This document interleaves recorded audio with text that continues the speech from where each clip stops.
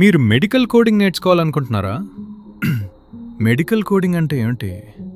Medical coding అంటే transformation of health care diagnosis, వ్యాధుల, procedures, చికిత్సలు, మెడికల్ సర్వీసెస్, వైద్య సేవలు నీ యూనివర్సల్ ఆల్ఫా న్యూమరిక్ కోడ్లుగా మార్చడం. మెడికల్ కోడింగ్ ఎలా పనిచేస్తుంది?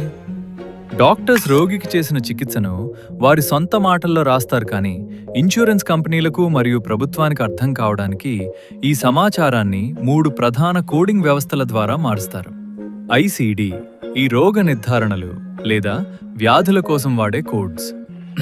సిపిటి డాక్టర్ చేసిన పరీక్షలు లేదా ఆపరేషన్ల కోసం వాడే కోడ్స్.